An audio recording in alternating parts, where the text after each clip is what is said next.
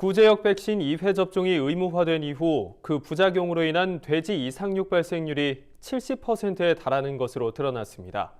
구제역 접종 방식이 바뀌면서 이상육 발생이 기존보다 2배 이상 늘어난 겁니다. 네, 양돈 농가들은 이상육 발생에 따른 농가 손실액이 연간 2,700여억 원에 달한다며 어려움을 호소하고 있습니다. 이에 대한한돈협회는 이상육 피해에 대한 정부의 근본적인 대책 마련을 촉구하고 나섰습니다. 강창호 기자가 보도합니다.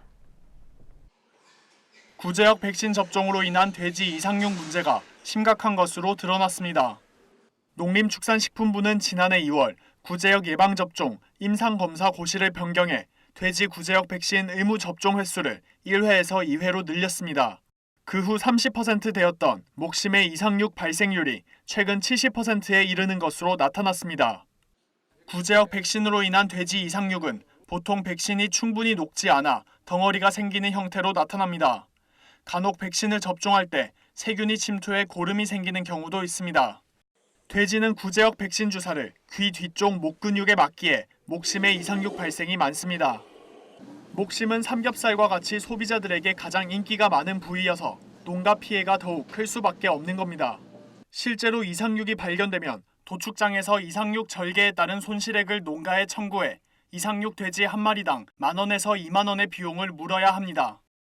대한한돈협회에 따르면 이상육 절개에 따른 농가의 연간 피해액이 2,780억 원에 이르는 것으로 추산됐습니다.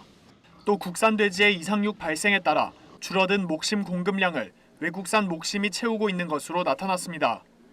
실제로 식품의약품안전처에 따르면 올해 1월에서 7월 목심 수입량은 42,844톤으로 지난해 같은 기간보다 40.9% 증가한 것으로 집계됐습니다. 근본적으로 백신이 5일 백신이다 보니 부작용이 어쩔 수 없이 있어요. 근데 그 부작용을 지금 농가에서 거의 다 안고 가거든요.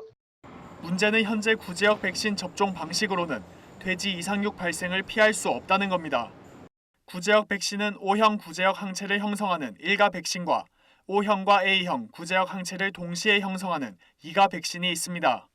방역당국이 돼지 구제역 백신 접종을 2011년 의무화한 이후 처음에는 O형과 A형을 방어할 수 있는 2가 백신을 주로 사용했지만 2015년부터 O형만 방어하는 1가 백신을 사용했습니다. 2가 백신을 사용할 경우 이상육 등의 부작용이 더 심각했기 때문입니다. 하지만 지난해 1월 A형 구제역이 발생하면서 다시 2가 백신을 접종하는 방식으로 바뀌었고 의무 접종 횟수도 기존 1번에서 2번으로 늘어났습니다.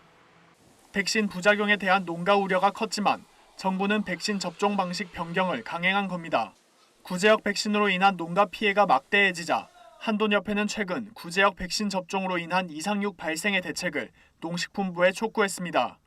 특히 최근 강화된 항체 형성률 과태료 처분 기준을 완화해 줄 것을 요구했습니다. 이상육 보상 대책이 마련되지 않은 상황에서 과태료 처분 기준만 강화돼 농가 피해가 가중된다는 겁니다. 또 정부가 구제역 백신 접종 방식 변경 등 이상육 피해에 대한 대안 마련에 나서야 한다고 주장했습니다. 농식품부 관계자는 한돈협회와 건의안을 놓고 협의 중에 있으며 아직까지 공식적인 결정을 내린 사안은 없다고 밝혔습니다. 구제역 백신 접종으로 인한 돼지고기 이상육 발생 문제가 심상치 않은 만큼 정부의 근본적인 대안 모색이 시급해 보입니다. MBS 뉴스 강창호입니다.